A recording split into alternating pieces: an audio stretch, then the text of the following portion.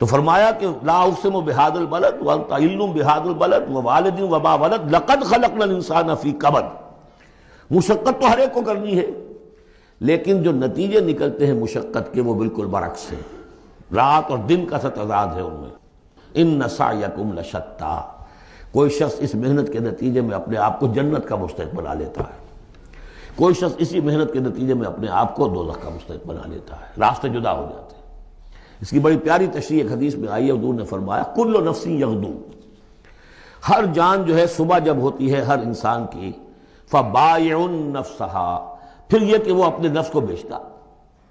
اب کوئی دفتر جا رہا ہے اپنی صلاحیت بیچ رہا ہے، کوئی بیچارہ وہ چونکہ اور کچھ نہیں سیکھ سکا تھا، اینٹیں ڈھو رہا ہے، تعمیر کا جہاں ہو رہی ہے، کوئی کسی چلا رہا ہے، کوئی ہل چلا رہا ہے، کسی کی مشقت کوئی اپنی جسمانی جو قوت ہے وہ بیچ رہا ہے، کوئی اپنی ذہنی صلاحیت، اپنی ایکسپرٹیز. ڈاکٹر ہے، اس نے بڑی مشکل سے فن حاصل کیا ہے، وہ بیٹھ کے فیس لے رہا ہے، لیکن بیچ رہا ہے اپنے آپ کو، اپنا وقت بیچ رہا ہے. تو کل نفس یغدو فبائع نفسہ فموتقھا وموبقھا، دن بھر کی محنت کر کے شخص ایک وہ شخص ہے جس نے حلال کو پیش نظر رکھا، حرام سے بچا، جھوٹ نہیں بولا، کسی کو دھوکہ نہیں دیا، کسی کے ساتھ جو ہے بے ایمانی نہیں کی. وہ شام کو آئے گا تو مشقت تو اس نے بھی کی ہے، لیکن یہ لے کر آئے گا اللہ کی رحمت. دوسرا شخص مشقت اس نے بھی کی ہے، کہیں کم تول دیا تھا، کہیں کم ماپ دیا تھا، کہیں جھوٹ بول دیا تھا، کہیں کسی کی حق تلفی کی تھی، کہیں کسی کی عزت نفس پر حملہ کر دیا تھا. وہ مشقت بھی کر کے آئے گا اور شام کو جہنم کی گٹھڑی لے کر آئے گا اپنے کندھے پر. یا وہ نفس کو جہنم سے آزاد کرا کے آیا شام کو، اور یا وہ شام کو جہنم کے عذاب کی ایک گٹھڑی لے آیا ہے. تو کل نفس یغدو فبائع نفسہ فموتقھا وموبقھا. اب وہ بات ہے، اب یہ اس اعتبار سے سمجھ لیجئے کہ میرے نزدیک قرآن مجید کی اہم ترین یہ صورت ہے. ایک راستہ ہے، اس کے 3 اوصاف بیان کیے ہیں. اگر یہ 3 اوصاف ہوں گے تو خیر کے راستے پر آدمی بڑھتا چلا جائے گا، اور اگر اس کے برعکس 3 صلاحیتیں ہوں گی تو انسان گرتا چلا جائے گا، شر کی طرف جو ہے وہ اس کا قدم آگے سے آگے بڑھتا چلا جائے گا. پہلے 3 اوصاف کون سے ہیں؟ واللیل اذا یغشی والنہار اذا تجلی وما خلق الذکر والانثی ان سعیکم لشتی فاما من اعطی واتقی وصدق بالحسنی.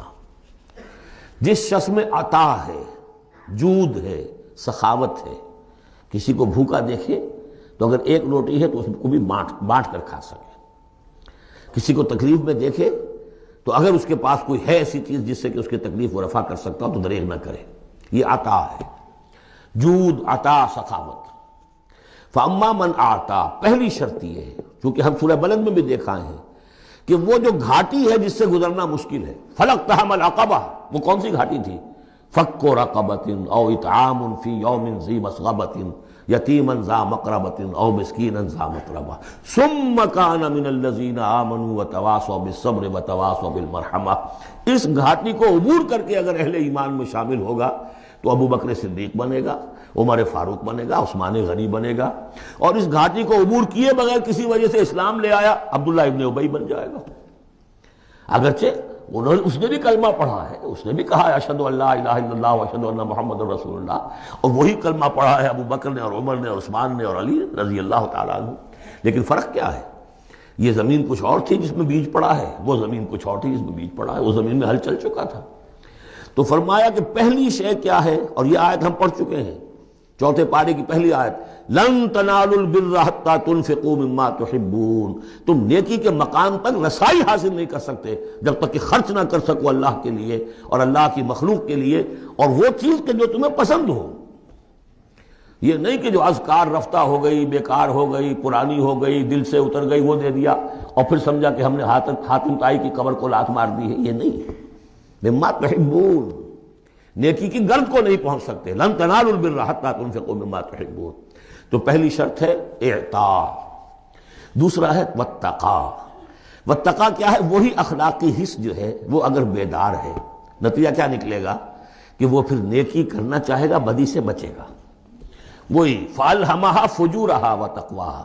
اگر یہ حس مر نہیں گئی ہے، یہ دفن نہیں ہو گئی ہے، اس کے اوپر حوث جو ہے اس کا غلبہ نہیں ہو گیا ہے، کوئی اور غلط جو ہے انسان کا رجحان اس نے اسے دبا کر نہیں رکھ دیا ہے تو تقا اس کے اندر ہوگا، میں کسی کا دل نہ دکھا دوں، میں کسی کا حق نہ مار لوں، اس کے اندر ایک احساس ذمہ داری جو ہے وہ موجود رہے گا۔ اور تیسری شرط وصدق بالحسنی، جو بھی اچھی بات اس کے سامنے رکھی جائے اور اس کا دل گواہی دے دے کہ ہاں بات ٹھیک ہے، فوراً قبول کرے، تصدیق کرے۔ اس وقت یہ نہ کرے کہ یہ میں اگر مان لوں گا تو فلاں چیز چھوڑنی پڑ جائے گی، یہ اگر مان لوں گا تو فلاں کام کرنا پڑ جائے گا، یہ اگر مان لوں گا تو فلاں شخص ناراض ہو جائے گا، یہ اگر مان لوں گا تو مجھے یہ نقصان ہو جائے گا۔ اگر یہ سوچ کر رک گیا تو فیل ہو جائے گا۔ بلکہ یہ کہ جب دل نے گواہی دے دی کہ ہاں ٹھیک ہے، حق ہے، صحیح ہے، فوراً کہو دیکھیے جی آپ کی یہ بات، یعنی اس کو سمجھیے پریکٹیکلی۔ اگر آپ کسی بحثی میں بھی مبتلا ہو گئے کسی کے ساتھ، اور پھر یہ ہے کہ آپ نے کسی وقت محسوس بھی کر لیا کہ پلڑا اس کا بھاری ہے، بات اس کی صحیح ہے، لیکن ایک یہ کہ اڑے ہوئے، اب کیسے مان لوں میں کہ میں ہار گیا۔ ایک یہ کہ شخص کہ ٹھیک ہے صاحب آپ کی یہ بات مجھے بالکل دل کو لگی ہے، ٹھیک ہے، ابھی اور غور کریں گے، سوچیں گے، چلیں گے آگے اور اس مسئلے پر، لیکن یہ بات آپ کی ٹھیک ہے۔ اس سے انسان کے اندر جو ہے پھر وہ ہم آہنگی پیدا ہوتی ہے، بات آگے بڑھتی ہے۔ لیکن یہاں سمجھ لیجیے کہ بنیادی طور پر یہ تین اوصاف ہیں، فاما من آتا، بخل نہ ہو، اتقا اور اس کے اندر یہ اخلاقی حس بیدار ہو، نمبر تین جو اچھی بات سامنے آئے اس کی تصدیق کر دے، فَسَنُيَسِّرُهُ لِلْيُسْرَىٰ، تو ہوتے ہوتے ہم آسانی سے، اب یہ لفظ بھی آ چکا تھا سورہ علق میں، وَنُيَسِّرُكَ لِلْيُسْرَىٰ، میں نے کہا تھا اس لفظ کو یہاں نوٹ کر لیجئے اور یہیں سے یہ بات آگے کھلے گی۔ فَسَنُيَسِّرُهُ لِلْيُسْرَىٰ، جس شخص میں یہ تین اوصاف ہوں گے ہم انہیں رفتہ رفتہ رفتہ رفتہ سب سے اونچی اور سب سے اچھی جو آسانی والی منزل ہے جنت، وہاں پہنچا دیں گے۔ اب اس کے برعکس دیکھیے ترتیب، وَأَمَّا مَن بَخِلَ، اعطاء کے مقابلے میں بخل آ گیا، وَاسْتَغْنَىٰ، بے پرواہ ہے، اسے پرواہ ہی نہیں، دریا کو اپنی موج کی طغیانیوں سے کام، کشتی کسی کی پار ہو یا درمیان رہے، ہمیں سے کیا غرض ہے، وہ تو اپنی اس میں دھن میں لگے جا رہے ہیں، کسی کا دل مسل دیا، کسی کے جذبات کے اوپر جو ہے ٹھیس پہنچا دی، کسی کو کچھ کر دیا، کسی کا مال ہڑپ کر لیا، کسی کو اور کسی طرح سے اس کی عزت کے اوپر جو ہے کوئی حملہ کر دیا، چلے جا رہے۔ استغنا، انہیں یہ احساس ہی نہیں ہے کہ کوئی نیکی اور بری کا معاملہ بھی ہے اور مجھے سیدھے راستے پر چلنا ہے، برائی کے راستے پر نہیں۔ وَكَذَّبَ بِالْحُسْنَىٰ، اچھی بات پیش کی جائے جھٹلا دے، دل گواہی دے چکا ہے کہ بات اچھی ہے لیکن پھر جھٹلا دے، کسی تعصب کی وجہ سے، کسی ضد کی وجہ سے، تکبر کی وجہ سے، ہٹ دھرمی کی وجہ سے، فَسَنُيَسِّرُهُ لِلْعُسْرَىٰ، تو ایسے شخص کو ہم آہستہ آہستہ تدریجاً سب سے بڑی مشکل یعنی جہنم میں پہنچا دیں گے۔ تو یہ گویا کہ اب دو راستے، اِنَّ سَعْيَكُمْ لَشَتَّىٰ، تمہاری جد و جہد جو ہے زندگانی کی، ان کے یہ دو رخ ہے۔ اگر تو یہ ہے اما من اعطا واتقا وصدق بالحسنى، اگر یہ تینوں چیزیں بتمام و کمال موجود ہوں تو وہ شخص صدیق بنے گا، ابو بکر صدیق بنے گا رضی اللہ تعالیٰ عنہ، ان کے نقش قدم پر چلنے والا ہوگا۔ اور اگر ان تینوں میں کوئی چیز کمی ہے تو کہیں بیچ میں لٹک جائے گا، اور تینوں ہی نہیں ہے تو معلوم ہوا کہ وہ بدترین خلائق ہوگا پھر، جس کا کہ سب سے بڑا کردار جو قرآن مجید میں آتا ہے وہ ابو لہب ہے۔ ابو جہل جو ہے وہ بدترین نہیں تھا، اچھی طرح سمجھ لیجئے، وہ تو جب آج ہم پڑھیں گے، جب سورہ علق آئے گی تب اس کے کردار کا نقشہ سامنے آئے گا۔ اس کی شخصیت بڑی اونچی شخصیت تھی بعض اعتبارات سے، میں سنا چکا ہوں، انہیں صاف مانا تھا کہ محمد جھوٹ نہیں کہہ رہے، جو کچھ کہہ رہے ہیں صحیح کہہ رہے ہیں، لیکن میں نہیں مان سکتا، اس کا مطلب ہے ہمیشہ کے لیے ہم بنو امیہ جو ان کے غلام ہو جائیں گے، بنو ہاشم کے، یہ میرے لیے قبول نہیں۔ صاف تو کہا نا، کم سے کم give the devil his due۔ اسی طریقے سے جس باطل دین کا وہ علمبردار تھا اس کے لیے اس نے بھی گردن کٹوائی ہے، قربانی دی ہے اس نے۔ ابو لہب نے 2 مرسنریز بھیج دیے، تم چلے جاؤ، میں تمہیں پیسے دے دوں گا، تم جاؤ، تم لڑاؤ میری جگہ پر، اس لیے کہ اس میں وہ بات نہیں تھی، اس میں مردانگی تھی۔ کوئی وجہ تھی کہ حضور نے 2 شخصوں کو برابر تولا ہے، عمر ابن الخطاب اور عمر ابن ہشام میں سے اللہ کسی ایک کو میری جھولی میں ڈال دے، کوئی وجہ تھی نا، آخر دونوں کو کیسے کیا ہے؟ اگر کہیں وہ بھی ایمان لایا ہوتا تو عمر ابن الخطاب کی طرح کا مسلمان ہوتا، پھر وہ اس طرح کا ڈھیلا مسلمان نہ ہوتا، وہ عبداللہ ابن ابی والا مسلمان نہ ہوتا۔ تو یہ شخصیتوں کا معاملہ ہوتا ہے، تو جس میں تینوں اوصاف نہیں ہے وہ گیا بدترین خلائق، جس میں کچھ ہے وہ پھر کچھ دیر لگا کے آ جائے گا، کچھ وقت لگے گا اسے، لیکن یہ 3 اوصاف ہی ہیں تعمیر سیرت کے اس اعتبار سے کہ جو فیصلہ کن ہیں۔ فَأَمَّا مَنْ أَعْطَىٰ وَاتَّقَىٰ، وصدق بالحسنى فسنيسره لليسرى واما من بخل واستغنى وكذب بالحسنى، بالکل اپوزٹ چیزیں، فسنيسره للعسرى وما يغني عنه ماله اذا تردى، اور اس نے جو مال وال جمع کیا ہوگا اپنے لیے وہ قطعاً کام نہیں آئے گا جب اسے گرایا جائے گا، گڑھے میں جب گرے گا جہنم کے۔ ان علینا للہدی، دیکھو انسانوں ہمارے ذمے ہے صرف ہدایت پہنچا دینا، یہ اب اللہ تعالیٰ اپنے ذمے لے رہے ہیں، یہ ہمارے ذمے ہے کہ تمہیں راستہ دکھا دیں، سجھا دیں، یہ سجھا دینا ہمارے ذمے ہے۔ اس کے لیے ہم نے تمہیں جبلی ہدایت بھی دی ہے، اس کے لیے ہم نے تمہارے اندر اخلاقی حس بھی رکھ دی ہے، اس کے لیے ہم نے اپنی روح تم میں پھونکی ہے، اس میں ہماری معرفت اور محبت موجود ہے، اور پھر ان تمام چیزوں کی تکمیل کے لیے ہم نے نبی بھیج دیے، رسول بھیج دیا، کتابیں نازل کر دی، ہم نے اپنا ہدایت کا جو فرض تھا وہ ادا کر دیا۔ ان علینا للہدی وان لنا للآخرۃ والأولیٰ، پھر ہمارے ہی لیے ہے اختیار آخرت کا بھی اور اولیٰ کا بھی، دنیا کا بھی، پھر فیصلہ ہم کریں گے کہ کون اب اس قابل ہو گیا ہے کہ دنیا کو ان کے بوجھ سے پاک کر دیا جائے، زمین کو ان کے بوجھ سے آزاد کر دیا جائے، پوری قوموں کو ملیا بیٹ کر دیا جائے، فیصلہ کرتے ہیں۔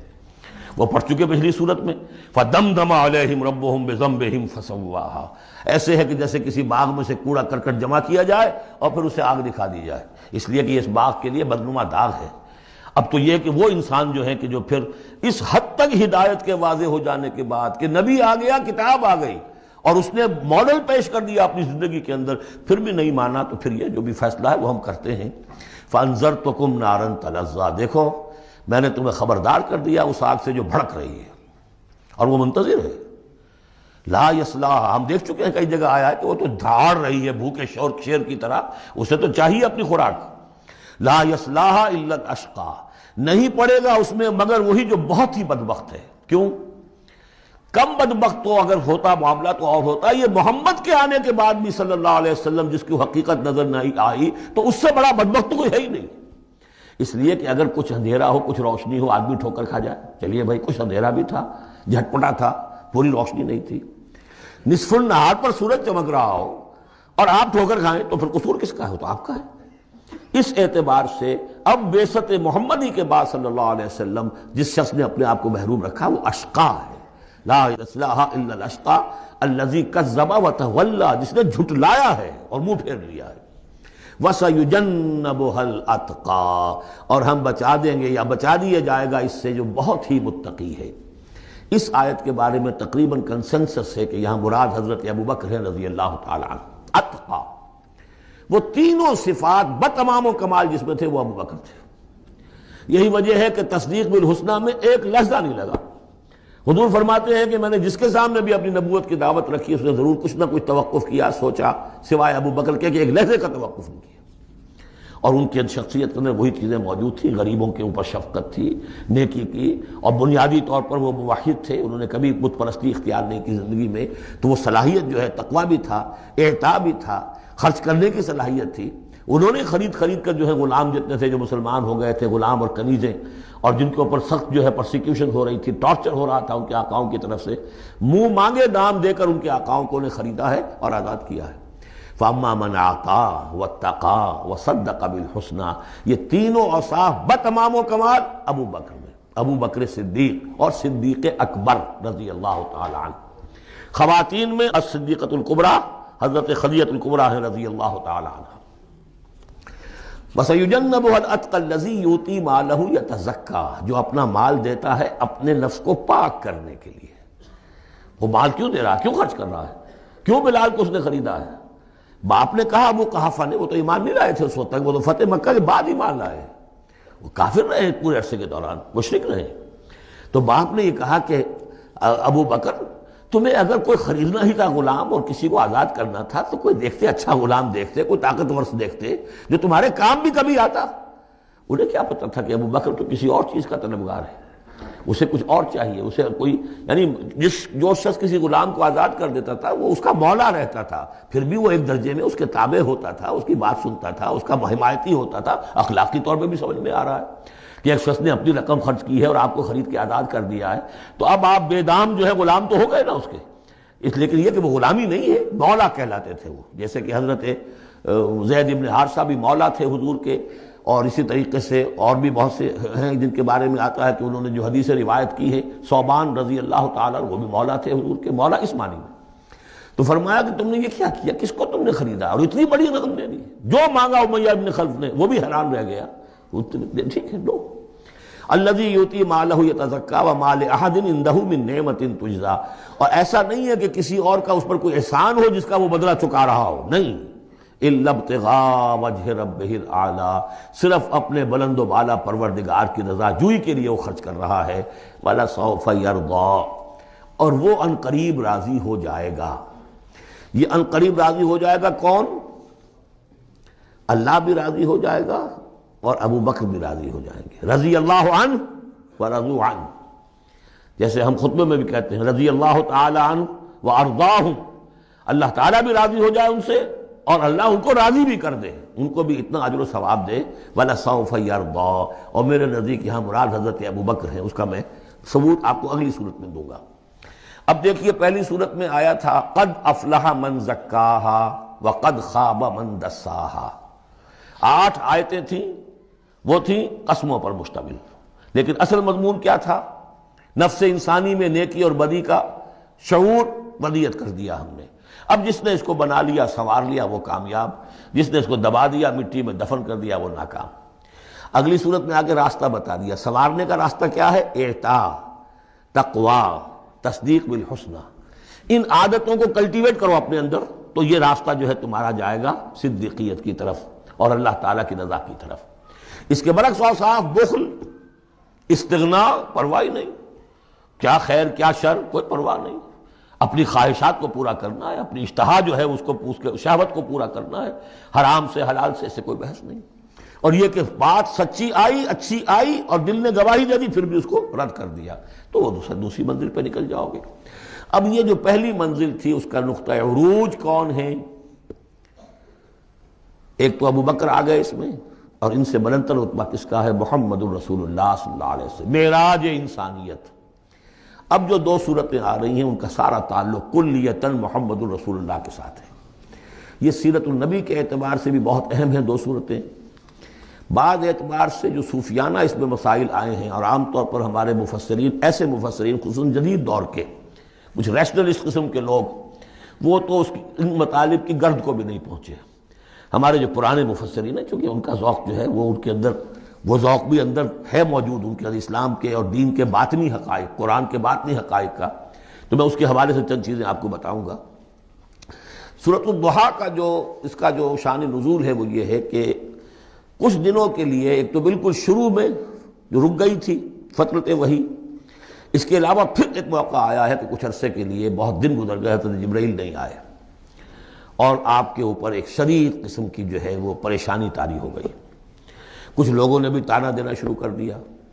کچھ عرصے سے محمد تم نے کوئی نئی وحی نہیں سنائی، کیا ہوا؟ تمہارا شیطان کیا چلا گیا بس؟ اب کوئی ایسا بھی بتایا گیا کہ ایک دفعہ کئی راتوں تک آپ رات کو اٹھے نہیں، تو کہا وہ تمہارا شیطان تمہیں چھوڑ گیا ہے. کوئی ساتھ کے رہنے والی عورت جو تھی کہ رات میں نے سنی نہیں تمہاری کوئی پڑھنے کی جو تم پڑھا کرتے تھے، شاید شیطان تمہیں چھوڑ گیا ہے. خود آپ کو جس قدر ایک اشتیاق رہتا تھا کہ وہی آئے اور آپ کی وہ روح کو جو ہے مزید اور غذا اور تر و تازگی جو ہے وہ مسلسل ملتی رہے، اس کی وجہ سے یہاں تک آتا ہے کہ حضور فرماتے ہیں کہ اس درجے میں رنج اور غم میں تھا کہ میں سوچتا تھا کہ میں پہاڑ کے اوپر چڑھ کر اپنے آپ کو گرا دوں. بربنائے طب بشری، اس درجے حضور کے اوپر جو ہے یہ شاخ گزر رہا تھا کہ وہی کیسے بند ہو گئی. اور اس میں یہ بھی تھا کہ اللہ ناراض تو نہیں ہو گیا، کیا مجھ سے کوئی خطا تو ایسی نہیں ہو گئی؟ یہ سبب کیا ہوا ہے؟ یہ ہے وہ کیفیت کہ جس کے اندر یہ آیتیں نازل ہو رہی ہیں. اور اب آپ اس کو سمجھ لیجئے کہ اس کا نفسیاتی اور انسان کی باطنی کیفیات کے ساتھ کیا تعلق ہے. انسان پر 2 طرح کی کیفیات طاری ہوتی رہتی ہیں. جیسے میں نے پہلے ایک دفعہ آپ کو بتایا صدیق اور شہید کے درمیان جو فرق ہے بنیادی، کہ کچھ بنیادی طور پر لوگ ایکسٹروورٹس ہوتے ہیں، کچھ بنیادی طور پر انٹروورٹس ہوتے ہیں. ایکسٹروورٹس کھیل کود بھاگ دوڑ، لوگوں سے ملنا جلنا، گفتگو ہے، اسے دھکا دے دیا، اس سے مذاق کر لیا، اسی میں وہ خوش رہتے ہیں، بڑے مگن رہتے ہیں. تنہائی انہیں کاٹ کھانے کو دوڑتی ہے. اور ایک انٹروورٹس ہوتے ہیں کہ وہ مجلس وغیرہ کو نہیں ہوتے، اپنے تنہائی میں کہیں بیٹھے ہیں، غور و فکر کر رہے ہیں، سوچ بچار کر رہے ہیں. انہیں وہ مجلس سے زیادہ اپنا گوشہ تنہائی جو ہے وہ زیادہ عزیز ہوتا ہے. تو یہ 2 مزاج اللہ نے بنائے ہیں. اسی طرح ہر انسان کے اوپر آلٹرنیٹلی کچھ کیفیات آتی ہیں جس کو ہم کہتے ہیں میرا موڈ آف ہے، ایک طرح کا قبض سا ہو جاتا ہے، طبیعت میں بندش سی ہوتی ہے، کسی وقت اسی شخص کے اندر پھر انشراح سا ہو جاتا ہے، پھر ہنسنے بولنے کو جی چاہتا ہے، گفتگو کرنے کو جی چاہتا ہے۔ تو یہ کیفیت جب انسان کی روحانی زندگی سے متعلق ہو جائے تو اس کو پھر صوفیہ نے نام دیا قبض اور بسط۔ کبھی طبیعت میں انشراح ہے، انبساط ہے، طبیعت جو ہے وہ آمادہ ہے، ہر چیز میں روشنی کا پہلو آدمی دیکھ رہا ہے، ہر چیز کے اندر آپ کو معلوم ہے ایک تاریک رخ بھی ہوتا ہے کسی معاملے کا اور روشن رخ بھی ہوتا ہے، اس وقت انسان روشن رخ کو دیکھتا ہے، اور ایک وقت میں آتا ہے کہ طبیعت میں بندش سی لگ گئی ہے، جیسے اندر کوئی پکڑ لیا کسی نے، اب طبیعت جو ہے وہ بھی اپنے اندر وہ انقباض محسوس کر رہی ہے، اور پھر آدمی پیسیمسٹک ہو جاتا ہے، نا امید سا ہوتا ہے، پھر اسے ہر معاملے کا تاریک پہلو زیادہ نظر آنے لگتا ہے۔ تو یہ قبض اور بسط کی کیفیات ہیں۔ جب کبھی قبض کی کیفیت ہو، قاضی ثناء اللہ پانی پتی رحمۃ اللہ علیہ نے تفسیر مظہری میں لکھا ہے کہ قبض کی کیفیت میں اس صورت کا پڑھنا تریاق ہے، جس طرح حضور صلی اللہ علیہ وسلم کے لیے گویا کہ اس وقت جو وحی کا بند ہو جانا تھا وہ گویا کہ ایک طرح کے انقباض اور قبض کی کیفیت پیدا ہوئی تھی، اس میں اب اللہ تعالیٰ فرما رہے ہیں والضحیٰ، قسم ہے دن کے دھوپ چڑھنے کے وقت کی، واللیل اذا سجا، اور قسم ہے رات کی جبکہ وہ چھا جائے یا ساکن ہو جائے، سجا کے دونوں معنی ہیں سکون۔ اب دیکھیے ان دونوں کو کیوں لائے، اس لیے کہ صبح ہے، حرکت ہے، برکت ہے، چلنا ہے، دوڑنا ہے، ہر شخص جا رہا ہے، ادھر جا رہا ہے، ادھر جا رہا ہے، رات کو سکون ہو گیا، تاریکی چھا گئی اور شور ہنگامہ ختم ہو گیا۔ لیکن یہ رات اور دن دونوں ضروری ہیں انسان کے لیے، یہاں کا نظام چلانے کے لیے۔ اگر رات ہی رات ہوتی تب بھی یہ دنیا نہ چلتی، اور دن ہی دن ہوتا تب بھی نہ چلتا، تو رات بھی ضروری ہے۔ اسی طریقے سے نفس انسانی کے لیے کبھی کبھی قبض کا وقفہ بھی ضروری ہے۔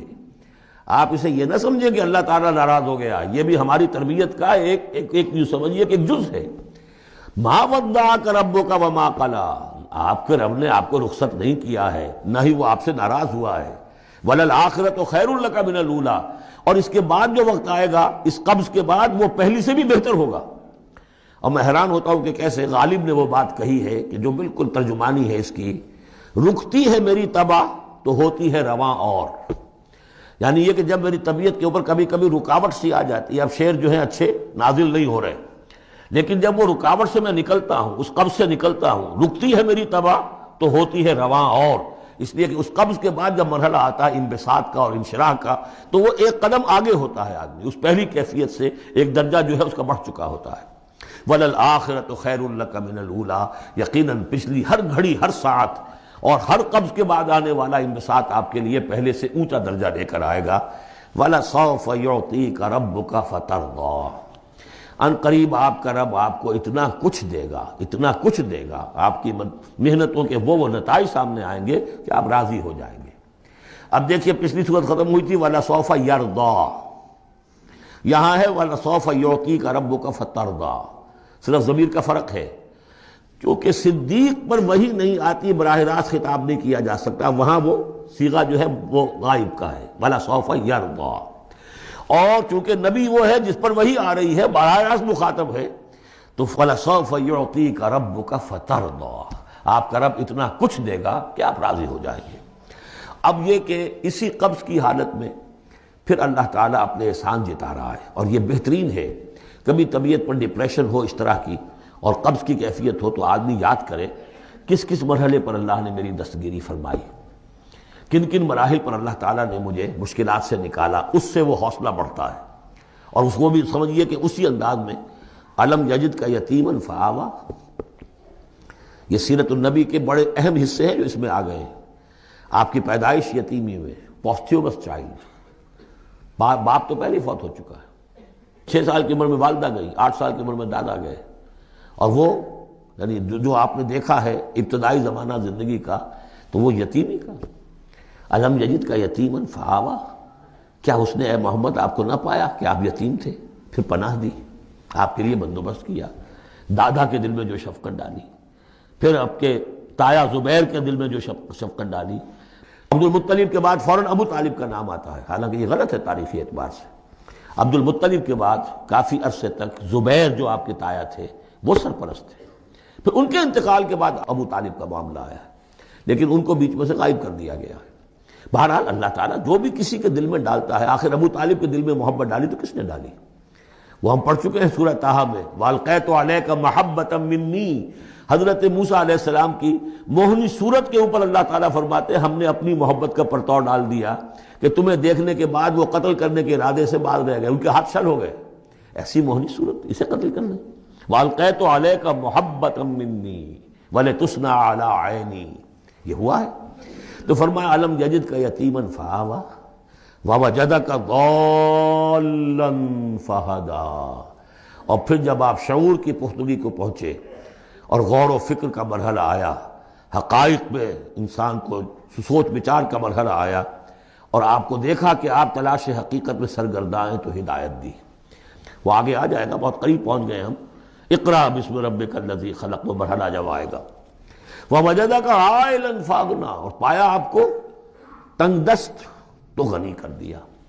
کس طرح سے راستہ پیدا کیا ہے خدیجہ الکبریٰ رضی اللہ تعالی عنہا نے، جو بھی ان کے آپ کے محاسن دیکھے کتنی گرویدہ ہوئی ہیں۔ بڑے بڑے سردار قریش کے جو ہے ان سے نکاح کے خواہش مند تھے، انہوں نے خود جو ہے اپنی لونی کے ذریعے سے پیغام دیا ہے حضور کو۔ تو یہ ساری چیزیں جو ہیں ان کی ساری دولت جو ہے وہ پوری کی پوری انہوں نے لا کر حضور کے قدموں میں ڈال دی ہے۔ وَوَجَدَكَ عَائِلًا فَأَغْنَىٰ فَأَمَّا الْيَتِيمَ فَلَا تَقْهَرْ۔ تو اے نبی تقاضے ان تینوں چیزوں کے کیا ہیں؟ ہم نے آپ کو یتیم پایا، پناہ دی، اب آپ بھی یتیم کے سرپرستی کیجئے، کسی یتیم کو اس کے اوپر کوئی جبر نہ ہو، سختی نہ ہو۔ وَأَمَّا السَّائِلَ فَلَا تَنْهَرْ، اور آپ جب کہ تلاش حقیقت میں سرگرداں تھے تو ہم نے آپ کو ہدایت دی، اسی طریقے سے اب آپ کو بھی کوئی شخص سائل بن کر آپ کے پاس آئے، سوال کرے، اسے جھڑکنا نہیں ہے۔ اسے جو بھی سائل دونوں طرح کے ہوتے، سوال کرنے والا کوئی علمی سوال اور سوال کرنے والا کوئی مالی دولت، مالی مدد کے لیے۔ وَأَمَّا بِنِعْمَةِ رَبِّكَ فَحَدِّثْ، اور جو ہدایت تمہیں دی ہے ہم نے اب اسے عام کرو، یہ نعمت ہے، آپ کے رب کا انعام ہے، یہ ہدایت جو آپ کو عطا ہوئی ہے اس کو بیان کرو۔ اس کے بیان کرنے میں یہ بھی ہے کہ اللہ کے انعامات کا چرچہ انسان کرے اس کا شکر ادا کرنے کے لیے، اور یہ بھی ہے کہ اس کو پھیلائے اور عام کرے، دوسروں تک پہنچائے، ورنہ وہ بخل ہو جائے گا کہ وہ دولت جو ہے ہدایت کی اس کو آدمی صرف اپنی ذات تک محدود رکھے اور اس کا جو خیر ہے وہ دوسروں تک نہ پہنچائے۔ سورۃ الانشراح، بسم اللہ الرحمن الرحیم۔ الم نشرح لک صدرک ووضعنا عنک وزرک الذی انقض ظہرک ورفعنا لک ذکرک۔ کیا ہم نے آپ کے لیے آپ کے سینے کو کھول نہیں دیا، انشراح نہیں دے دیا آپ کو، اور آپ پر جو ایک بوجھ پڑا ہوا تھا وہ اٹھا نہیں لیا؟ الذی انقض ظہرک، جو آپ کی کمر کو دوہرے کیے دے رہا تھا، توڑے دے رہا تھا، ورفعنا لک ذکرک، اور ہم نے آپ کے ذکر کو بلند کر دیا۔ فَإِنَّ مَعَ الْعُسْرِ يُسْرًا إِنَّ مَعَ الْعُسْرِ يُسْرًا، تو یقیناً مشکل کے ساتھ ہی آسانی ہے، یقیناً مشکل کے ساتھ ہی آسانی ہے۔ فَإِذَا فَرَغْتَ فَانصَبْ وَإِلَىٰ رَبِّكَ فَارْغَب، تو جب آپ فارغ ہو جائیں تو پھر یہ کہ خوب کمر کس لیجئے، محنت کیجئے اور اپنے رب کی طرف راغب ہو جائیے۔ یہ مشکلات القرآن میں سے ہے۔ عام طور پر سمجھتے ہیں لوگ کہ جو مشقتیں تھیں دعوت و تبلیغ میں، اور جو آپ کے اوپر جو لوگ فکرے چست کر رہے تھے اس کی وجہ سے آپ کو یہ رنج ہو رہا تھا، تو یہاں اصل میں یہ بات نہیں ہے، وہ بھی ہے اپنی جگہ پر۔ حقیقت میں بات کون سی ہے؟ اور کیونکہ یہ بھی معلوم ہے کہ یہ بالکل ابتدائی زمانے کی صورتیں ہیں، لہذا اس دور میں تو ابھی اس طریقے کا جو ہے کوئی بہت زیادہ پرسیکیوشن بھی نہیں تھی، بہت زیادہ مخالفت بھی نہیں تھی، اس سے کہیں زیادہ بڑے مراحل سے آپ کو گزرنا پڑا ہے۔ 3 سال کی جو بھی شیب بنی ہاشم کی قید ہے وہ بعد کی بات ہے، جو یوم طائف آ رہا ہے وہ اس کے بہت بعد کی بات ہے، یوم احد بہت بعد میں آ رہا ہے۔ یہ اصل میں کیا ہے، جس شخص کو اللہ تعالیٰ نبوت دیتا ہے اس کی سب سے زیادہ جو خواہش ہوتی ہے وہ اللہ کے ساتھ لو لگا کر بیٹھا رہے، اور رسالت کا فریضہ ایسا ہے کہ جاؤ خلق خدا کو ہدایت کا راستہ دکھاؤ۔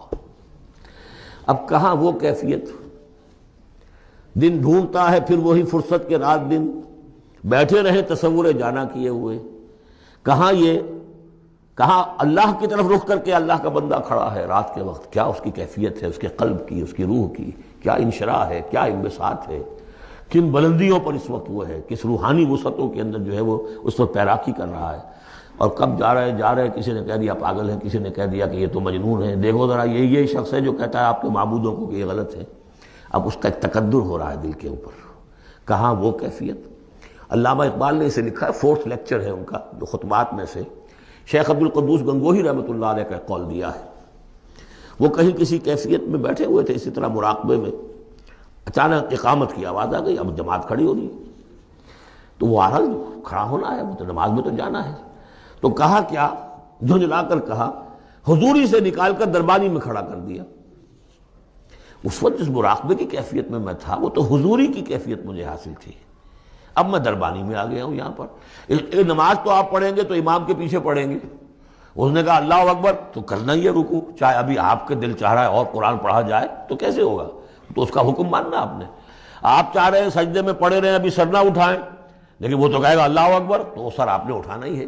تو وہ ایک اور نظام ہے، وہ نظام با جماعت ہے، اس سے ایک جماعت کی تشکیل جو ہے وہ مطلوب ہے، اور ایک ہے انسان کا اپنا روحانی ترفع، اس کے کچھ اور تقاضے ہوتے ہیں۔ تو جیسے حضرت موسیٰ سے کہا گیا ہر دفعہ آپ نے دیکھا اذهب الى فرعون انه طغى، اور وہ اگر وہیں پر رہتے ڈیرا لگا دیتے، ہر وقت گفتگو ہو رہی ہے، مخاطبہ مکالمہ مل رہا ہے، تو جو لذت اس میں تھی، اس کے اندر جو ہے وہ جو مشقت ہے وہ یہ تھی۔ رفتہ رفتہ پھر آپ کا مزاج اس کا خوگر ہوا ہے، اور پھر یہ کہ جب اللہ تعالیٰ نے اس میں بہت سے لوگوں کو بھی شامل کر دیا، پھر وہ جو تسکین پیدا ہوئی کہ ایک شخص وہ ہوتا ہے جو اکیلا، اس کو مولانا روم نے بڑی خوبصورتی سے بارش کا ایک بتایا ہے مثال، کہ بارش میں ایک مرحلہ ہوتا ہے کہ سمندر سے بخارات اوپر جا رہے ہیں، نہایت صاف شفاف، اس میں تو کوئی قدورت نہیں ہوتی، وہ تو ڈسٹل واٹر جا رہا ہے، وہ اوپر گیا، پھر وہ گیا، اس نے بارش کی شکل اختیار کی، جب بارش کو بن کر وہ گرا ہے تو اس نے اب فضا کو بھی دھو دیا، تو فضا کی قدورت اپنے اندر لی نا، فضا کو صاف کر کے وہ آیا نیچے، زمین کا بھی گند صاف کرتا ہے، صاف کر کے اور وہ گند لے کے دریا میں شامل ہوا، اور پھر گیا اور سمندر میں جا کر گند اس نے وہاں چھوڑا، پھر وہ پاک ہو کر صاف ہو کر بڑی ہی یعنی لطیف شکل میں پھر یہ ہو رہی ہے، یہ ہے ایک سیر الی اللہ، اللہ کی طرف بڑھا جا رہا ہے۔ رات کو اللہ کا بندہ کھڑا ہے اور اللہ سے مناجات ہو رہی ہے، یہ وہ ہے بخارات کا اوپر اٹھنا، نہایت پاکیزہ لطیف کیفیت۔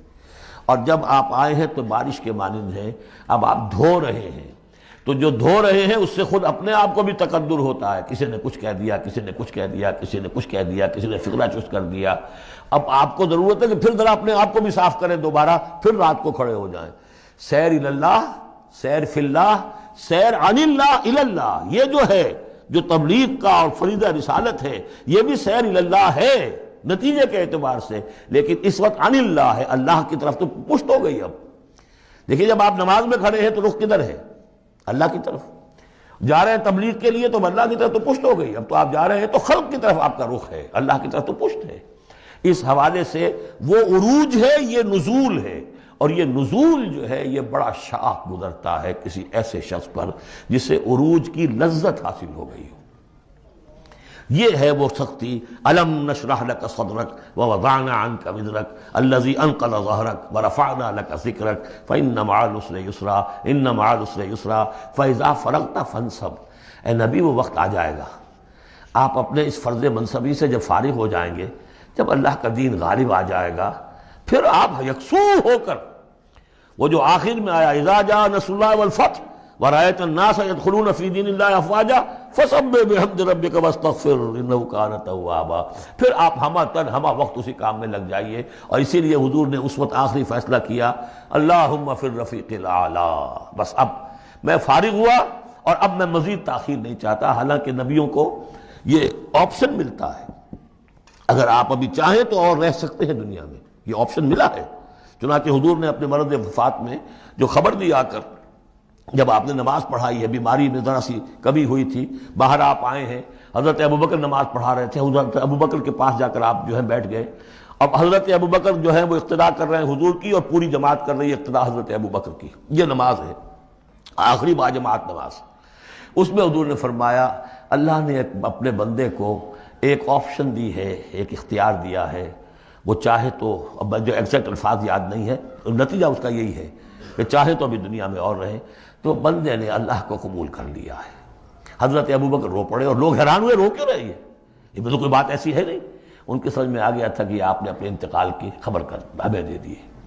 تو یہ فیصلہ اللہم فی الرفیق الاعلیٰ، یہ جو شاخ گزر رہا تھا نا، یہ دنیا کے اندر معاملہ دعوت و تبلیغ، یہ اس روحانی جو ربط ہوتا ہے اللہ کے ساتھ، اس کے اعتبار سے اس میں رکھنا پڑتا ہے، کہاں وہ کیفیت کہاں یہ کیفیت۔ اور اس کی وجہ سے جلدی آپ نے فرمائی، میں سمجھتا ہوں کہ اگر ابھی جو لوگ، یہ اتنا عظیم انقلاب برپا ہوا تھا عرب میں، اور یہ رایت الناس یدخلون فی دین اللہ افواجا، ان کی ابھی بڑی تربیت کی ضرورت تھی۔ یہ تربیت کے مراحل ابھی ان کے پورے نہیں ہوئے تھے۔ یہ تو صرف مکے اور مدینے کے لوگ تھے جو آپ کی تربیت سے اس طریقے سے بہرہ اندوز ہوئے اور ان مستفید ہوئے۔ یہ جو پورا عرب جو ہے ایمان لے آیا، اور ان کو تو آپ کی تربیت کا ابھی وقت نہیں ملا۔ بہرحال جب یہ کام ہو چکے گا اے محمد، تو بس پھر آپ ہمہ وقت اللہ کی طرف متوجہ ہو جائیے۔ سورۃ التین، بسم اللہ الرحمن الرحیم۔ یہ سورت بھی نفسیاتی فلسفیاتی اعتبار سے بہت اونچی ہے، اور وہ کیا ہے سمجھ لیجئے۔ جب کبھی اللہ کا بندہ کوئی جس کی اخلاقی حس بیدار ہو، بات وہیں سے چل رہی ہے، اخلاقی حس، الہمہا فجورہا و تقواہا، وہ اگر کسی بگڑے ہوئے معاشرے میں بیٹھ کے دیکھتا ہے کہ ہر جگہ پر خود غرضی ہے، ظلم ہے، ہر جگہ پر ہم دیکھ رہے ہیں جھوٹ ہے، دھوکہ ہے، فریب ہے، زیادہ بیان کرنے کی ضرورت ہی نہیں، خود ہمارا جو معاشرہ ہے اس کی بہت بڑی مثال موجود ہے، شاید بڑی ہی نمائندہ جو مثال ہے دنیا کے اندر اس چیز کی۔ اس میں کوئی غور کر رہا ہے تو غور کر کے بالآخر بسا اوقات انسان اس درجے پر پہنچتا ہے کہ انسان ہے ہی بہت حقیر اور بہت گندی مخلوق، اس میں خیر ہے ہی نہیں، خیر کا کوئی پہلو نہیں۔ اور یہ میں آپ سے عرض کر دوں، آج کے سارے جو ماہرین نفسیات ہیں ان سب کا حاصل یہی ہے کہ انسان میں کوئی اعلیٰ شے ہے ہی نہیں، یا پیٹ ہے، یا اس کی شہوت ہے، یا حب تفوق ہے، یا اینیمل انسٹنکٹس ہے۔ کسی خیر کا مجھے کسی بھی جو بھی ہو آپ کا سائیکالوجسٹ کو بتا دیجئے کہ وہ کسی خیر کا بھی آپ کے اندر کوئی سراغ لگا کر بتا سکے۔ یہ جو ایک آتی ہے انسان کے اوپر مایوسی، حساس انسان پر، اس میں یہ صورت نازل ہوئی ہے کہ انسان شر ہی شر نہیں ہے، گند کی پوٹ ہی نہیں ہے، اس میں بڑی بلندی کا پہلو بھی ہے۔ والتین والزیتون، گواہ ہے انجیر اور گواہ ہے زیتون، وطور سینین، اور گواہ ہے وہ پہاڑ طور سینا، وہذا البلد الامین، اور گواہ ہے یہ شہر امین، امن والا شہر۔ لقد خلقنا الانسان فی احسن تقویم، ہم نے تو انسان کو بہت بلند حساب پر، بہت عمدہ تخلیق پر بنایا تھا۔ اب قسموں کا اس کے ساتھ ربط کیا ہے؟ تین، انجیر، یہ اس علاقے میں کثرت سے ہوتی تھی، اور کہتے ہیں کہ اس پہاڑ کا نام بھی جبل تین تھا، جہاں حضرت نوح علیہ السلام نے دعوت و تبلیغ کی 9.5 برس تک، 950 برس تک۔ زیتون اس پہاڑی کا نام ہے، اور وہاں زیتون کے درخت تھے جہاں حضرت مسیح علیہ السلام نے سرمن آف دا ماؤنٹ، مشہور پہاڑی کا آواز، اسی پر آپ کے زیادہ تبلیغی مباحث ہوئے ہیں۔ طور سینین تو واضح ہے، حضرت موسیٰ علیہ السلام کو جہاں ہم کلامی حاصل ہوئی۔ ھذا البلد الامین، اور یہ امن والا شہر جس میں محمد الرسول اللہ دعوت و تبلیغ کے فریضہ سر انجام دے رہے ہیں۔ ان شخصیتوں کو اصل میں ان مقامات سے مراد یہ شخصیتیں ہیں۔ اگر کسی کا خیال یہ ہے کہ انسان میں کوئی خیر ہے نہیں، تو دیکھیں ہمارے بندے نوح کو، یاد کریں ہمارے بندے عیسیٰ کو، یاد کریں وہ بھی تو انسان تھا، موسیٰ جو رب سے ہم کلام ہوا تھا، اور دیکھ لیں اس بندے محمد کو صلی اللہ علیہ وسلم جو اس بلد امین میں نظر آ رہا ہے۔ کیا تمہیں ثبوت نہیں مل جائے گا کہ انسان میں تو بڑی عظمت رکھی تھی ہم نے؟ یہ دوسری بات ہے، آپ اپنے آپ کو حیوان ہی سمجھ لیں، حیوان بنا لیں۔ فَلَا تَكُونُوا كَالَّذِينَ نَسُوا اللَّهَ فَأَنسَاهُمْ أَنفُسَهُمْ، یہ تو آپ کا کام ہے، آپ نے کیا ہے، یہ گراوٹ تو آپ کو ملی ہے۔ حقیقت میں اللہ تعالیٰ نے بنایا تھا، وہ تو بہت اونچے مقام پر بنایا تھا۔ آدم مسجود ملائک، آدم خلقتہ بیدی، اپنے دونوں ہاتھوں سے بنایا ہے۔ تو انسان سرشت کے اعتبار سے کچھ کمزور ہے، فطرت کے اعتبار سے بہت بلند ہے۔ یہ میں دونوں الفاظ بار بار استعمال کرتا رہا ہوں، اب ان تمام چیزوں کی وضاحت ممکن نہیں ہے۔ اس کا روحانی وجود سب سے اونچا ہے، اس کا حیوانی وجود بہت نیچے ہے۔ اصل میں اس حیوانی وجود میں آ کر یہ نیچے چلا گیا ہے۔ والتین والزیتون وطور سینین وھذا البلد الامین لقد خلقنا الانسان فی احسن تقویم، ہم نے انسان کو بنایا تھا بہترین حساب سے۔ ثم رددناہ اسفل سافلین، اب اسے اس جسد حیوانی میں ڈال کر در حقیقت نیچے پہنچا دیا گیا ہے۔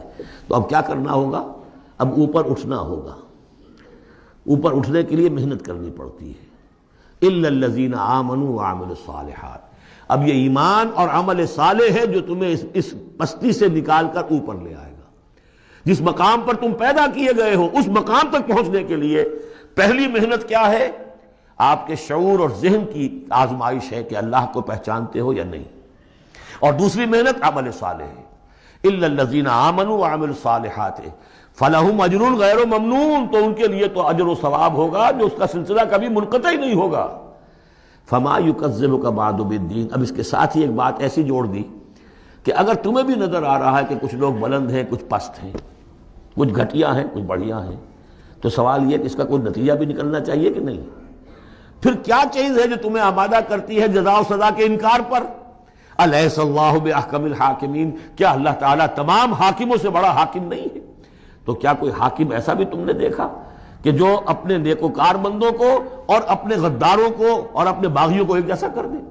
تو اگر انسانوں کے اندر یہ دونوں طرح کے کردار موجود رہے ہیں، جو تمہیں زیادہ نظر آ رہے ہیں وہ تو دوسری طرح کے ہیں، ہم نے بھی تمہیں دکھا دیے نا، موسیٰ بھی اللہ کا بندہ تھا، انسان تھا، عیسیٰ بھی تو ایک انسان تھا، یہ محمد بھی چلتے پھرتے جو ہے ثبوت ہے انسانی عظمت کا، یہ انسان کے اندر عظمت بھی ہے، اگرچہ ادھر اگر متوجہ نہیں ہوگے تو واقعی حیوانوں سے بھی بدتر ہو جاؤ گے۔ اولئک کالانعام بل ہم اضل۔ بارک اللہ لی ولکم فی القرآن العظیم ونفعنی اعوذ باللہ من الشیطان الرجیم بسم اللہ الرحمن الرحیم اقرأ بسم ربک الذی خلق خلق الانسان من علق اقرأ وربک الاکرم الذی علم بالقلم علم الانسان ما لم يعلم صدق اللہ العظیم۔ رب اشرح لی صدری ویسر لی امری واحلل عقدۃ من لسانی یفقہوا قولی۔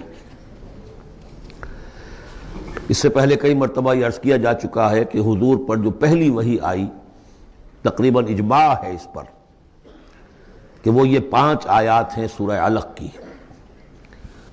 آپ کی عمر شریف جب 40 برس کے لگ بھگ ہوئی، حضرت عائشہ صدیقہ رضی اللہ تعالی عنہا کی ایک روایت میں یہ ساری چیزیں موجود ہیں، تو خلوت گزرنی محبوب ہو گئی، غور و فکر کا غلبہ ہو گیا۔ پھر آپ غار حرا میں جا کر کئی راتیں کئی دن قیام فرما ہوتے تھے، اور شارحین حدیث کا اس پر اجماع ہے کہ وہاں آپ کیا کرتے تھے؟ کان صفت و تعبدہ فی غار حرا تفکر والاعتبار، غور و فکر سوچ بچار۔ اسی میں پھر ایک دن فرشتہ آیا ہے۔ فرشتے کا آنا اور فرشتہ کیا لے کر آیا جس پر کہ اس نے یہ کہا اقرا پڑھو، وہ ذرا بات ہے کہ جو ذرا پیچیدہ ہے سمجھنے کی ہے، وہ میں عرض کروں گا آپ سے۔ روایت یہ ہے کہ فرشتے نے کہا اقرا، تو حضور نے فرمایا ما انا بقاری۔ فرشتے نے اپنے ساتھ بھیچا لگا کر سینے کے ساتھ، پھر چھوڑ دیا، کہا کہو اقرا۔ حضور نے پھر کہا میں ما انا بقاری، تیسری مرتبہ پھر کیا، 3 مرتبہ کرنے کے بعد پھر یہ اقرا بسم ربک الذی خلق۔ تو اس میں میرے نزدیک وہ روایت صحیح ہے کہ یہ جو پہلی وحی آئی ہے یہ ما بین النوم والیقظہ، جبکہ آپ نیم بیداری اور نیم خوابیدگی کی کیفیت میں تھے، اور فرشتہ اس وقت ایک تختی پر لکھی ہوئی یہ آیات لے کر آیا تھا۔ ورنہ ظاہر بات ہے کہ آدمی پڑھا ہوا نہ ہو تب بھی اسی کی اپنی زبان میں کہا جا رہا ہو کہ یوں کہو، تو وہ تو کہنا مشکل نہیں تھا۔ 40 برس کی عمر تھی آپ کی، کوئی آپ بچے تو نہیں تھے، کوئی شے تھی کہ جس کو پڑھنا تھا۔ وہ جو پڑھنا ہے تو وہ اصل میں یہ اس عالم میں کہ جس کو آپ کہیں گے ما بین النوم والیقظہ، بیداری اور خواب کے بین کی کوئی کیفیت تھی جس میں کہ فرشتہ آیا ہے اور اپنی اصل ملکی شکل میں آیا ہے۔ اس لیے کہ پھر اس نے جب وہ بھی کوئی چیز لکھی ہوئی لایا ہے، روایتوں میں آتا ہے سونے کی تختی تھی جس پر یہ آیات لکھی ہوئی تھی، تو اس پر آپ نے کہا ما انا بقاری، میں تو پڑھا ہوا نہیں ہوں۔ اب بات اس کے ساتھ مطابقت رکھتی ہوئی ہے، لیکن پھر جو سینے کے ساتھ بھیچا ہے 3 مرتبہ، تو اس سے گویا کہ آپ کے اندر وہ استعداد پیدا ہو گئی، پھر آپ نے اس کو پڑھا۔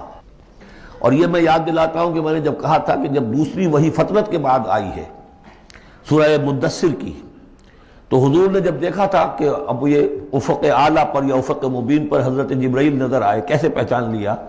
وہی فرشتہ جو غار حرا میں آیا تھا، تو وہاں بھی وہ اپنی اصل ملکی شکل میں تھے، لیکن وہاں جو رویت حضور کو حاصل ہوئی تھی وہ پوری بیداری کی حالت کی نہیں تھی، ما بین النوم والیقظہ، یعنی کچھ نیم خوابی اور نیم بیداری کی کیفیت تھی، لیکن دیکھ لیا تھا حضرت جبرائیل کو ان کی اصل ملکی شکل میں اس وقت۔ لہذا پھر جب وہ پہاڑ سے اترتے ہوئے یا محمد کی صدا آئی، اور پھر آپ نے 2 مرتبہ تو ادھر ادھر دیکھا، کوئی نظر نہیں آیا، تو آپ کو کچھ خوف سا بھی طاری ہوا۔ پھر اچانک نگاہ اٹھی تو دیکھا کہ وہی فرشتہ کہ وہی کہ جو غار حرا میں آیا تھا، اس طرح ہے کہ آسمان زمین کے مابین افق پر، اور اس طرح سے ہے کہ پورا افق بھر گیا۔ تو یہ ہے اس کا پس منظر۔ اقرا بسم ربک الذی خلق، پڑھو اپنے اس رب کے نام سے جس نے پیدا کیا۔ خلق الانسان من علق، انسان کو پیدا کیا اس نے اس جون کی طرح کی چیز سے کہ جو رحم مادر میں چمٹ گئی تھی۔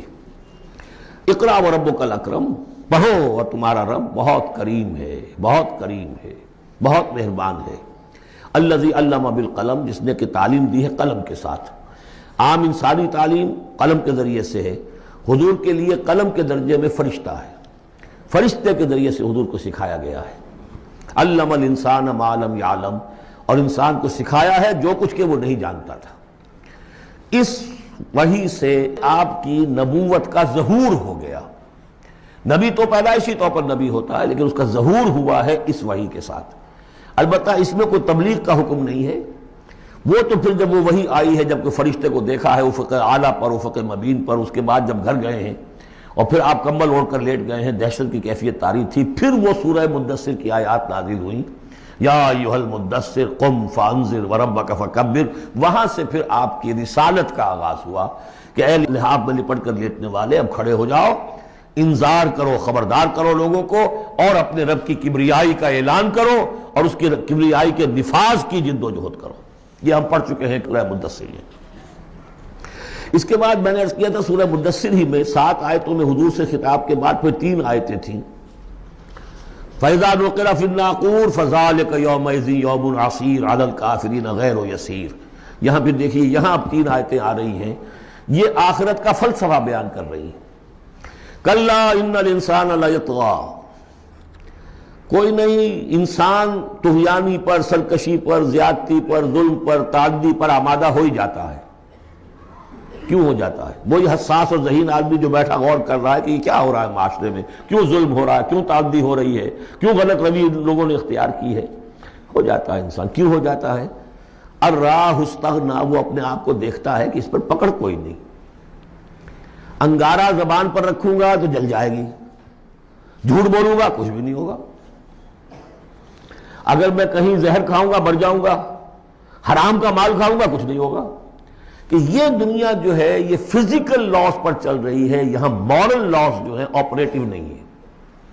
اخلاقی قوانین ہے تو صحیح موجود، انسان کے نفس میں ہے، یہ اچھائی ہے برائی، لیکن دنیا جو چل رہی ہے اس میں ان اخلاقی قوانین کا کوئی دخل نہیں ہے، وہ صرف فزیکل لاز پر چل رہی ہے۔ آگ جلا دے گی اور جھوٹ سے کچھ بھی نہیں ہوگا، چھالا بھی نہیں ہوگا، اور آپ نے اگر کہیں پر سنکھیا کھا لیا تو مر جائیں گے، اور آپ حرام خوری جتنی چاہے کرتے جائیں کچھ نہیں ہوگا۔ یہ جو ہے کہ moral law is not operative, جبکہ فزیکل لا آپریٹو ہے، اس وجہ سے انسان جو ہے سرکشی پر، تعدی پر آمادہ ہو جاتا ہے۔ اب اس کا علاج کیا ہے؟ ان الی ربک الرجعی، یہ عقیدہ کہ تمہیں اپنے رب کی طرف لوٹ کر جانا ہے، حساب کتاب ہوگا، جواب دہی ہوگی، یہ یقین اگر دل میں بیٹھ جائے تو سیلف سینسر ہو جائے گا اس کے اپنے اندر، کوئی کام ایسا نہ کروں جس کی جواب دہی نہ کر سکوں، جانا ہے۔ گویا کہ حل جو ہے اس پورے معاملے کا، کسی معاشرے میں اخلاقی زوال آ چکا ہو تو صرف ایک ہے، اور وہ ہے آخرت کا یقین اگر ہوگا کہ ہر چیز کی جواب دہی ہوگی، حساب کتاب ہوگا۔ جس نے کوئی ذرے کے ہم بدل نیکی کمائی ہوگی وہ اس کو موجود پائے گا، اور ذرے کے ہم وزن بدی کمائی ہوگی، فَمَنْ يَعْمَلْ مِثْقَالَ ذَرَّةٍ خَيْرًا يَرَهُ وَمَنْ يَعْمَلْ مِثْقَالَ ذَرَّةٍ شَرًّا يَرَهُ۔ جب تک یہ نہیں ہوگا، واقعہ یہ ہے کہ انسان جو ہے ظلم، تعدی، جہاں کہیں بھی ہاتھ پڑ سکتا ہے کوئی نہ کوئی غلط حرکت کرے گا۔ اب اس کے بعد تیسرا حصہ وہاں تھا ولید بن مغیرہ سے متعلق، اور یہاں تیسرا حصہ جو ہے وہ متعلق ہے ابو جہل کے۔ ارایت الذی ینہا، کیا تم نے دیکھا اس شخص کو کہ جو روکتا ہے، عبدا اذا صلی، ہمارے ایک بندے کو جبکہ وہ نماز پڑھتا ہے۔ یہ کچھ ظلم اور زیادتی ہوئی ہے 2 مختلف مراحل پر۔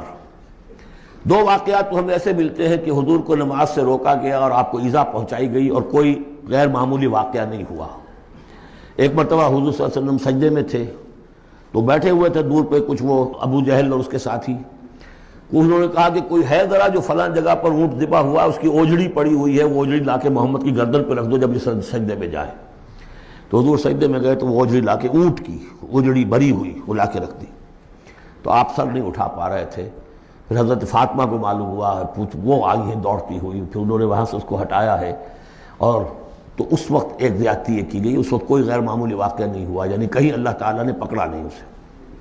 ایک موقع پر یہ ہے کہ حضور نماز پڑھ رہے تھے تو وہ آیا، اس نے آپ کی گردن کے اندر چادر ڈال کر اس کا ایک پھندا سا بنا کے کھینچا کہ آپ کی آنکھیں ابل پڑی۔ لیکن تیسرا واقعہ آتا ہے کہ ایک موقع پر حضور صلی اللہ علیہ وسلم نماز پڑھ رہے تھے تو اس نے ڈانٹا اور کہا کہ محمد میں نے تمہیں منع کیا مت نماز یہاں پڑھا کیا کرو، اور وہ پھر آگے بڑھا کوئی اقدام کرنے کے لیے پھر پیچھے ہٹ گیا۔ لوگوں نے کہا کیا ہوا؟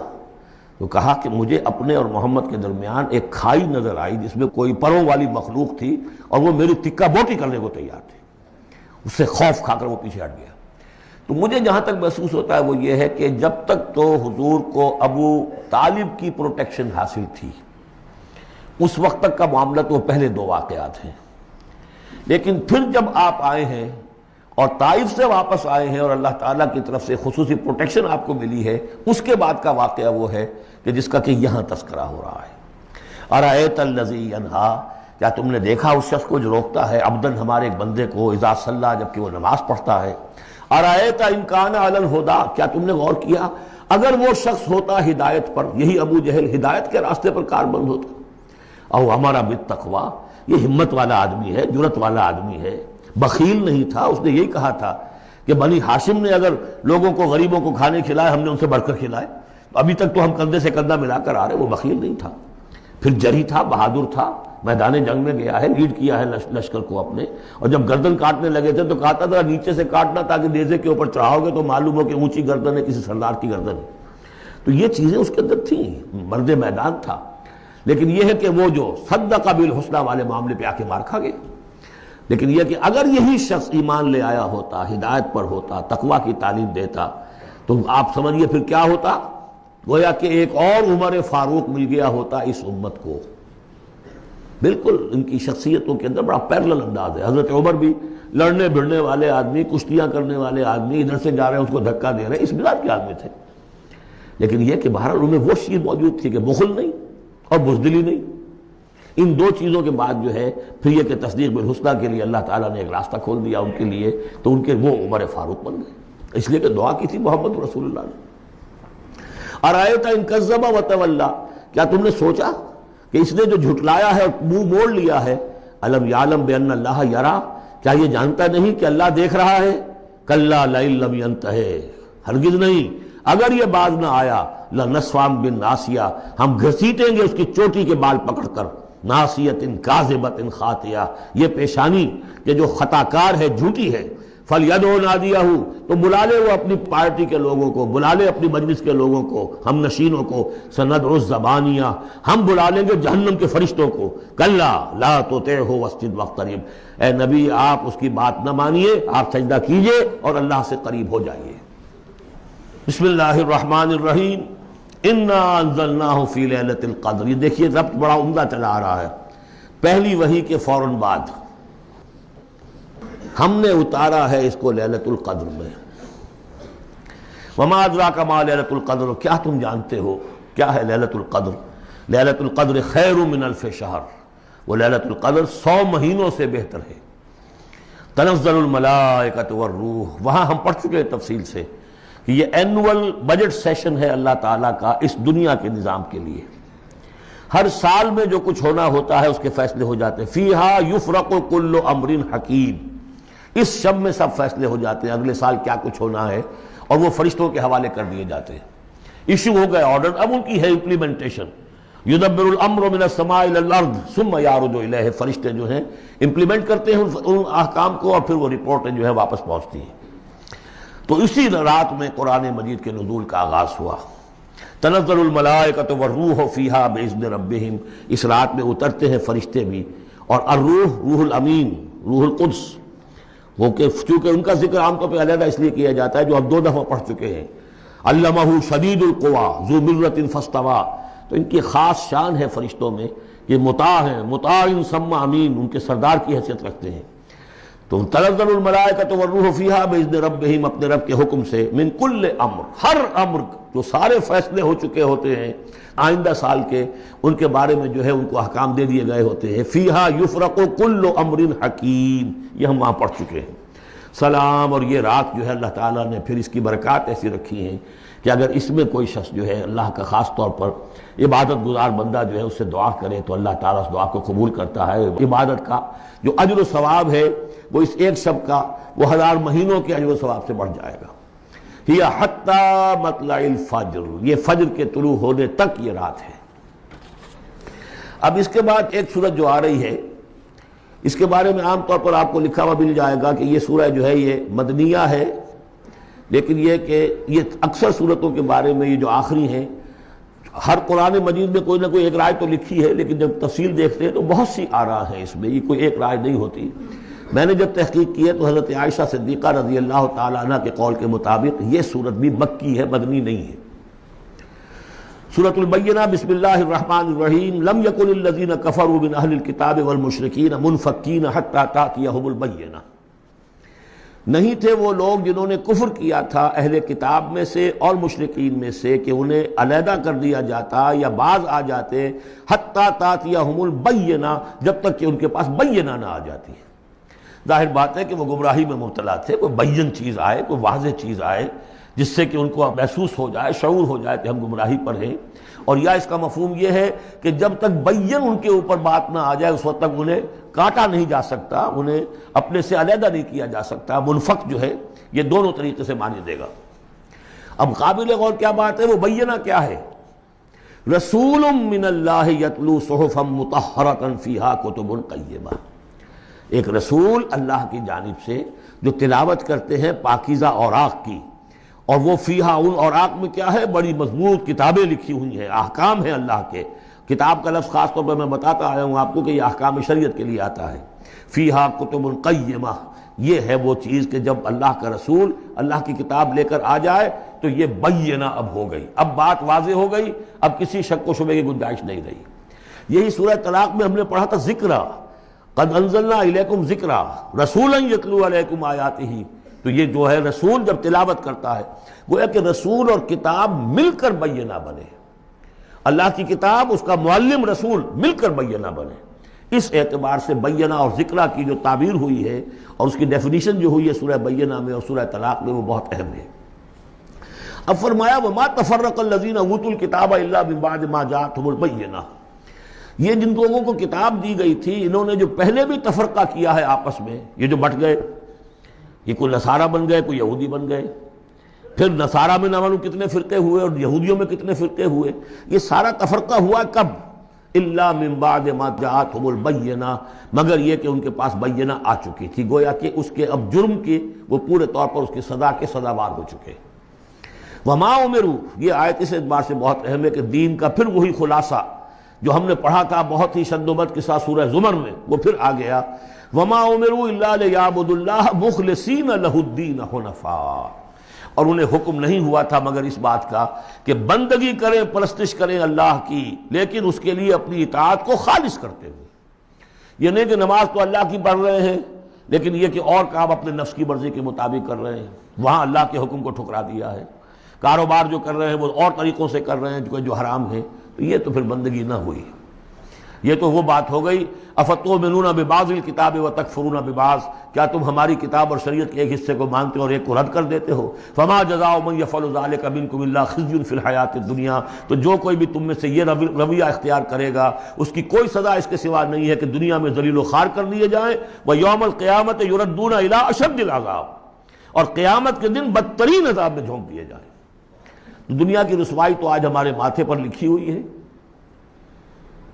1.5 ارب انسان، 1.25 ارب تو کم سے کم ہے، 120-130 کروڑ سے کم نہیں آج مسلمان، عزت نام کی کوئی شے نہیں۔ عالمی معاملات میں وی ہیو نو سے، کسنوی پرست کے بھیا کیس تھی، ہماری پالیسیاں کہیں اور بنتی ہیں، کہیں اور سے ہمارے بجٹ کے لیے انسٹرکشن کہیں اور سے آتی ہیں، اور تو اور بات ہے۔ تو وما امروا الا لیعبدوا اللہ مخلصین لہ الدین حنفاء، یکسو ہو کر، پوری زندگی اللہ کے قانون کے تحت ہوگی تو پھر عبادت قبول ہوگی، ورنہ یہ جو ہے کہ کچھ اللہ کو دو اور کچھ قیصر والا قیصر کو دو، خدا والا خدا کو دو، یہ اسلام میں قابل قبول نہیں۔